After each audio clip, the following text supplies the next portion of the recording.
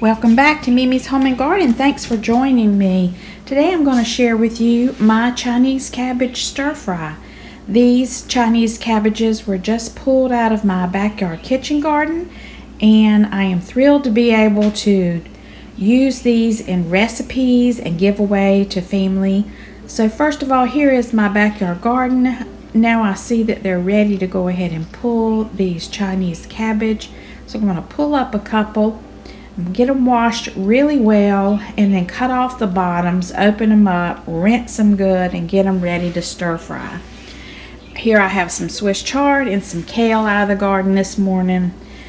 And so let me share with you how I just did a quick stir fry using the Chinese cabbage. I've got about 3 cups of chopped up ham. I use a half a package of peas and carrots and 1 head of Chinese cabbage. You'll need some soy sauce and a little bit of sesame oil and some olive oil. So I washed and chopped up the Chinese cabbage and rinsed it well, and then I ran it through my salad spinner.